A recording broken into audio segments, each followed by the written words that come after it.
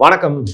ஜனநாயகன் எப்பொழுது ரிலீஸ் ஆகும்? தமிழகத்தில் என்ன நடக்கிறது? உனக்கு ஜனநாயகன் படத்தை பற்றியா கவலை? அப்படின்னோன்னா, நீங்களாம் சாப்பிட்றதே இல்லைல்ல, நீங்களாம் யாரும் குளிக்கவே இல்லை, ட்ரெஸ் பண்ணிக்கவே இல்லை, மூச்சுடவே இல்லை, எல்லாருமே அப்படியே அப்படியே ஆயிட்டீங்க. அதனால நானும் எதை பற்றியும் பேசக்கூடாது அப்படின்னு எதிர்பார்க்குறீங்களா? அப்படிலாம் இல்லைங்க. எல்லா விஷயத்தை பற்றியும் பேசி தான் ஆகணும் இல்லையா?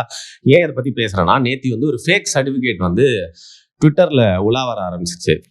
அவள் தாங்க ஜனநாயகன் படத்துக்கு சென்சார் போர்டில் பாருங்க சர்டிஃபிகேட் கொடுத்துட்டாங்க அப்படின்னு சொல்லிட்டு அதில் 13 கெட்ட வார்த்தைகள் நீக்கப்பட்டது. அதில் பார்த்தீங்கன்னா ரத்த காட்சிகள்லாம் கொஞ்சம் எடிட் பண்ணியிருக்கான். நான் யோசிச்சேன், என்னடா இது, இதற்காகவும் இந்த படத்தை தடை பண்ணியிருந்தாங்க அப்படின்னு சொல்லிட்டு பார்த்தா அது லியோ படத்தோட சர்டிஃபிகேட்டு. அடப்பா எங்களை ஏன்டா அப்படிலாம் பண்ணுறீங்க அப்படின்னு சொல்லிட்டு வேலை இல்லாதவன் எவனோ பண்ணியிருக்கான்றதை புரிஞ்சுக்கிட்டு, இருந்தாலும் சரி இந்த படம் எப்போ தான் வரும்? நம்ம வேற 3 வாட்டி ஃபர்ஸ்ட் டே ஃபர்ஸ்ட் ஷோக்கு டிக்கெட்லாம் புக் பண்ணி 3 இடத்துல புக் பண்ணி டிசப்பாயிண்ட் ஆகிட்டோம். பெங்களூரில், பாலக்காட்டில், அப்புறம் தமிழ்நாட்டிலையும் ஒரு இடத்துல புக் பண்ணி டிசப்பாயிண்ட் ஆகிட்டோமே. எப்படா வரும் இந்த படம், வருமா வராதா அப்படின்னு சொல்லிட்டு யோசிச்சு பார்த்ததுல இந்த டிஸ்ட்ரிக்ட் அப்படிங்கிற இந்த டிக்கெட் புக்கிங் ஆப் இருக்கு இல்லையா, அதுல பார்த்தீங்கன்னா ஜூன் 19 இந்த படம் வரா மாதிரி காட்டுறாங்க. புக் மை ஷோ அப்படிங்கிற ஆப்ல ஜூன் ரிலீஸ் அப்படிங்கறத காட்டியிருக்காங்க. சரி, படம் ரிலீஸ் ஆகும் அப்படிங்கிற ஒரு நம்பிக்கையோட விசாரிச்சு பார்க்கையில இந்த படத்துக்கு இன்னும் சென்சார் சர்டிஃபிகேட் வெளியிடப்படவில்லை அப்படிங்கிறது புரிய வந்தது. அப்படி இருந்தாலும் இந்த படம் வருமா வராதா, இல்லை அப்படியே விட்டுருவாங்களா? ஏன் அப்படியே விட்டுருவாங்கன்னு கேட்குறீங்க அப்படின்னு பார்த்தீங்கன்னா, உங்களுக்கு தெரியும் இந்த படம் Jan 9 ரிலீஸ் ஆக வேண்டியது. அதுக்கப்புறம் பல தடைகள், சென்சாரில் பல பிரச்சனை, பின்னாடி நிறைய அரசியல் அப்படிங்கிறலாம் தெரிஞ்சதுக்கு அப்புறமா இந்த படம் வரும் அப்படின்னு வெயிட் பண்ணிட்டு இருக்கப்போ இடியா இறங்கினது தேர்தல் ஆணையம் பார்த்தீங்கன்னா முழு கண்ட்ரோலில் எடுத்துக்கிச்சு இல்லையா. அதுக்கப்புறம் தேர்தலுக்கு அப்புறம் தான் இந்த படம் வரதுக்கான வாய்ப்பு இருக்குன்றது புரிஞ்சு ஓகே நம்பிக்கை இழந்துட்டாங்க விஜய் ரசிகர்கள், சினிமா ரசிகர்கள், என்னை போன்றவர்கள். அதுக்கப்புறம் ரொம்ப அதிர்ச்சி அளிக்கும் விதமா ஒரு நாளைக்கு இந்த படத்தோட 2 சீன் ரிலீஸ் ஆகுது. அடுத்த நாளே பார்த்தீங்கன்னா 4K லெவல்ல இந்த படத்தை லீக் பண்ணிட்டாங்க. 3 மணி நேரம் படமா, எல்லா இடத்துலையுமே லீக் ஆகி எல்லாருமே பார்த்துட்டு இருக்காங்க. பிரிண்ட் வேணுமான்னு நம்மளே கேட்குறாங்க. படுத்துட்டுலாம் சில பேர் ரோட்ல பார்த்துட்டு இருக்காங்க. எங்க பார்த்தாலும் இந்த படத்தோட சவுண்டு தான் கேட்குற மாதிரி ஆயிடுச்சு. ஏன் விஜய் ரசிகர்கள் இப்பொழுது தொண்டரா, முதல்வர் விஜய்க்கு தொண்டர்களா இருக்கக்கூடியவங்க நிறைய பேர் இந்த படத்தெல்லாம் பார்த்துருக்கீங்க. நடிக்காதீங்க சரியா? நான் ஒரு வெறித்தனமான சினிமா ரசிகர் அப்படிங்கிறனால, ஒரு காலத்துல வெறித்தனமான விஜய் ரசிகர் அப்படிங்கிறனால இந்த படத்தை தேட்டரில் தான் பார்ப்பேன். ஏன்னா சின்ன வயசுலேருந்து விஜய் அவர்களை பார்த்து ரசிச்சது. கடைசி படம் அப்போ அவர் பார்த்தீங்கன்னா ஜெயிச்சாலும் தோத்தாலும் நடிப்பாருன்ற ஒரு சந்தேகத்தில் புக் பண்ணது. இப்போ கன்ஃபார்மா நடிக்கிறதுக்கு வாய்ப்பே ரொம்ப கம்மி அப்படிங்கிறனால இந்த படம் தேட்டரில் தான் ரிலீஸ் ஆகி பார்க்கணும் அப்படின்னு சொல்லிட்டு இன்னைக்கு வரைக்கும் அந்த பிரிண்ட்ல இந்த படத்தை பார்க்காம இருக்கேன். உங்கள சில பேரும் அந்த மாதிரி இருப்பீங்க அப்படின்னு தெரியும். அந்த வகையில இந்த படம் எப்போ ரிலீஸ் ஆகும் அப்படின்னு யோசிச்சுட்டு இருக்கப்போ இந்த 2 ஆப்ஸ்லயும் போட்டிருக்காங்களே அப்படின்னு பார்த்தா, இந்த படம் ரிலீஸ் ஆனா யாருக்கு சந்தோஷமோ இல்லையோ, ஆப்வியஸ்லி இந்த படத்தோட ப்ரொடியூசருக்கு சந்தோஷம். நீங்க கூட பார்த்துருப்பீங்க, கவர்னர் மாளிகைக்கு விஜய் அவர்கள் போனப்போ, அதுக்கப்புறம் தலைமைச் செயலகத்துல சில இடத்துல விஜய் அவர்கள் சில இடங்கள்ல போறப்போ இந்த KGF படத்துல பல வில்லன்கள்ல ஒரு வில்லன் மாதிரியே பாத்தீங்கன்னா கோட் சூட்லாம் போட்டு குடுமி வச்சுட்டு கிரே ஹேர் அண்ட் பியர்டோட பெரிய தாடி வச்சுட்டு ஒருத்தர் சுத்திட்டே இருப்பார்ல, அவரும் அந்த கர்நாடகா சேர்ந்தவர் தான். இந்த படத்துடைய ப்ரொடியூசர் அந்த KVN ப்ரொடக்ஷன்ஸோடைய இருக்கார்ல, அவர் பாத்தீங்கன்னா எப்படியாவது ஒரு 500 கோடி ரூபா போட்டுருவேன், அதை எடுத்துடணும் அப்படின்னு சொல்லிட்டு சந்தைக்கு போனோம், ஆத்தா அவங்க காசை கொடுன்னு சொல்லிட்டு எப்படியாவது இந்த படத்தை ரிலீஸ் பண்ணிடலாமான்னு சொல்லிட்டு அலைஞ்சிட்டு இருக்கிறதாவும் நம்ம கேள்விப்படுறோம். அந்த வகையில சீக்கிரமா இந்த படத்துக்கு சென்சார் கிடைக்கலாம், படமும் ரிலீஸ் செய்யப்படலாம்.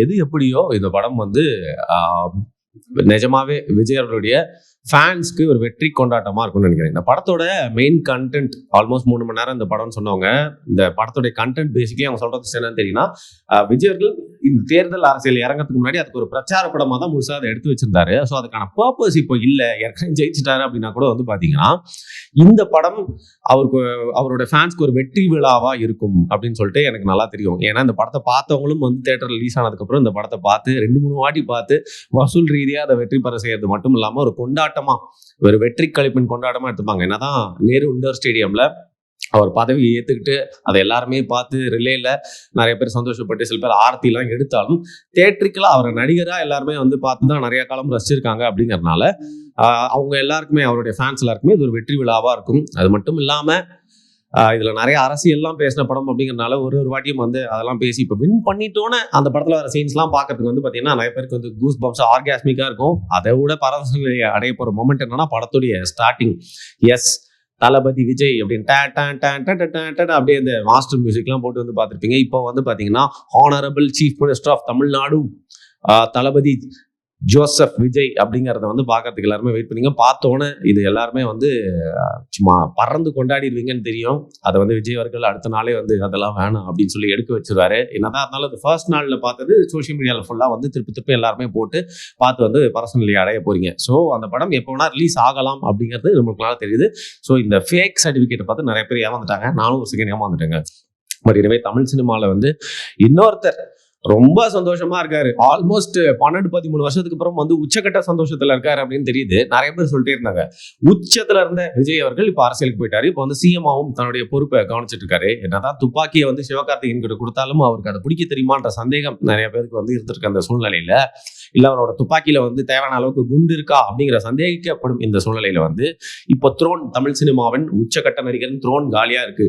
ஏன்னா நீங்க ரஜினி அவர்கள் இன்னும் ஆக்டிங்ல வந்து ஆக்டிவா தானே இருக்காரு அப்படின்னு சொல்லலாம். ரஜினி அண்ட் கமல் அவர்கள் 2 பேரும் வந்து பாத்தீங்கன்னா ஒரு சீனியர் மோஸ்ட் ஆக்டர்ஸா வந்து வேற இடத்துல எடுத்து வச்சாச்சு. அடுத்தது யார் அப்படிங்கிற கேள்விக்கு வந்து அந்த சேர் காலியா இருக்கே, யார் வந்து உட்காருவா அப்படின்னு சொல்லிட்டு வந்து பார்த்தா சமீபத்தில் வந்து நிறைய பேர் சொல்லிட்டு இருந்தாங்க, சூர்யா அவர்களுக்கு இது ஒரு நல்ல வாய்ப்பு, இந்த ஒரு சூப்பரான கேப்பை யூஸ் பண்ணி நல்ல ஸ்கிரிப்ட் செலெக்ஷன் மட்டும் பண்ணா அவர் அந்த இடத்துக்கு வந்து வரதுக்கான எல்லா தகுதியும் இருக்கு அப்படின்னு சொல்லிட்டு அதை வந்து ஒரு சந்தேகமா பார்த்துட்டு இருந்தவங்க கூட வந்து மேபி இப்போ ஒரு வாய்ப்பு இருக்கும் அப்படின்னு நினைக்கிற அளவுக்கு சூர்யா அவருடைய கேரியர்லேயே வந்து பார்த்தீங்கன்னா அதிகமான தேட்ரிக்கல் கலெக்ஷன் வந்த படமா, ஆல்மோஸ்ட் 200 கோடியை தாண்டிட்ட படமா இப்போ கருப்பு படம் வெற்றிகரமா ஓடிட்டு இருக்கு. நிஜமாவே சொல்றேன், சூர்யா அவர்களுக்காக ஆர்ஜே பாலாஜி எடுத்து அந்த படம் வந்து முழுக்க நல்லா இருக்கா, எனக்கு செகண்ட் ஹாஃப்லாம் வந்து பார்த்தீங்கன்னா அவ்வளோ செட் ஆகலாம் கூட அந்த படம் ஓடினும்னு தெரியும். அது மட்டும் இல்லாமல் ரிலீஸ் ஆன டைம் வேற எந்த படமும் வந்து போட்டிக்கு இல்லாததுனால லீவ் டைம்ன்றனால படம் வந்து சும்மா பிச்சுக்கிட்டு ஓடுது. அது மட்டும் இல்லாமல் சில கருப்பு சாமி சீன்ஸ்லாம் சூப்பராக ஒர்க் அவுட் ஆயிருக்கனால வந்து பார்த்தீங்கன்னா குழந்தைங்களுக்குலாம் கூட அந்த படம் பிடிச்சி எல்லாருமே பார்த்துட்டு இருக்காங்க. ஸோ சூர்யா அவர்களுக்கு ஒரு மிகப்பெரிய வெற்றி. என்னதான் சிங்கம்லாம் அப்போ ஒரு வெற்றியா இருந்தாலும் வசூல் ரீதி அந்த ஒரு பெரிய வெற்றியா இருக்கிறனால வந்து பார்த்தீங்கன்னா அவர் தொடர்ந்து இது மாதிரி ஹிட் கொடுத்துட்டே இருந்தா அவருக்கு அந்த முன்னணி நடிகர் கொண்டான அந்த இடம் வந்து பார்த்தீங்கன்னா சூப்பராக கன்சால்டேட் பண்ணிக்கிறதுக்கான வாய்ப்பு இருக்கு அப்படின்னு சொல்றாங்க. அது மட்டும் இல்லாமல் ரீசெண்டாக ஒரு ஸ்டோரி ஒன்று பார்த்தேன். Leo highest grosser of Vijay, good bad ugly highest grosser of Ajith, Karuppu highest grosser of Surya. இது மூணுத்துக்கும் என்ன ஒத்துமா சொல்லுங்க அப்படின்னு இந்த படங்களை நடிச்ச அந்த ஹீரோயினே வந்து ஒரு ஸ்டோரி போட்டிருந்தாங்க. அதுக்கெல்லாம் நான் தான் காரணம் அப்படிங்கிற மாதிரி ஃபன்னா வந்து ஒரு ஸ்டோரியா. ஸோ அவங்களும் வந்து ரொம்ப சந்தோஷமா இருக்காங்க அப்படிங்கிறது வந்து தெரியுது. என்னதான் இருந்தாலும் வந்து பார்த்தீங்கன்னா அடுத்து ப்ராமிசிங் ஹீரோஸா இருக்கக்கூடிய தனுஷ், சிம்பு, சிவகார்த்திகேயன் ஆப்வியஸ்லி இது மாதிரி நிறைய பேர் இருந்தாலும் அந்த வசூல் சக்கரவர்த்தியா யார் மாற போறாங்க அப்படிங்கிறவங்க தான் நம்பர் 1 ஓடுற குதிரையா வந்து பார்ப்பாங்க. ஆனா பாலச்சந்திர அவர்கள் சொன்னதான் வந்து ஞாபகம் வருது. அதை நானும் நம்புறேன். Last super star of Tamil cinema Vijay அவர்களாக தான் இருப்பாரு. அந்த அளவுக்கு வந்து ஒரு கிரேஸ், அந்த அளவுக்கு ஒரு ஃபேன் ஃபாலோயிங், அந்த அளவுக்கு ஒரு உச்சத்துக்கு போறதுக்கு உண்டான ஒரு ஹீரோவா அவரு தான் தமிழ் சினிமால ரஜினி அவர்களுக்கு அப்புறம் வந்து கடைசியா நம்ம பார்த்த ஒரு சூப்பர் ஸ்டாரா இருப்பாரு அப்படின்னு சொன்னாரு. அதை நானும் நம்புறேன். பட் காலத்தை வந்து நம்ப முடியாதுங்க. அப்படியே வந்து உல்டாவா திருப்பி போட்டு யாருக்கு வேணா வந்து ஒரு பெரிய இடத்த கொடுத்துரும். ஸோ சினிமால அந்த இடத்த யார் பிடிக்க போறா அப்படிங்கிறத பொறுத்து இருந்து பார்க்கலாம். Anyway as a cinema fan நீங்களும் ஜனநாயகன் படத்துக்கு வந்து வெயிட் பண்ணிருக்கீங்களா? ஒருவேளை நீங்க வந்து அந்த படம் ரிலீஸ் ஆனா போயிட்டு நீங்களும் ஒருவேளை திருட்டு வகையில பார்த்துருந்தாலும் போயிட்டு ஃபர்ஸ்ட் டே ஃபர்ஸ்ட் ஷோ பார்ப்பீங்களா அப்படிங்கிறத வந்து மறக்காம கீழே கமெண்ட் பண்ணுங்க. சினிமா நம்மளுக்கு ரொம்ப பிடிக்கும்ன்றனால இது ஒரு சினிமா வீடியோங்க. அடுத்து வந்து பாத்தீங்கன்னா இன்னும் கொஞ்ச நேரத்திலே வந்து அரசியல் சம்பந்தப்பட்டு தமிழ்நாட்டில் நடந்துட்டு இருக்க ஒரு பெரிய பிரச்சனை, அது வந்து பாத்தீங்கன்னா இந்த அரசுக்கு ஏற்பட்டிருக்க ஒரு பெரிய அவப்பெயரா இருக்கு. அந்த விஷயத்தை பத்தி ஒரு காணொலியும் வரும். ஒருவேளை உங்களுக்கு பாலிடிக்ஸ் பிடிக்கும் தொடர்ந்து நம்ம சேனல்ல நீங்க அது சம்பந்தப்பட்ட வீடியோஸ்லாம் பார்ப்பீங்கன்னா வெயிட் பண்ணி பாருங்க. நன்றி.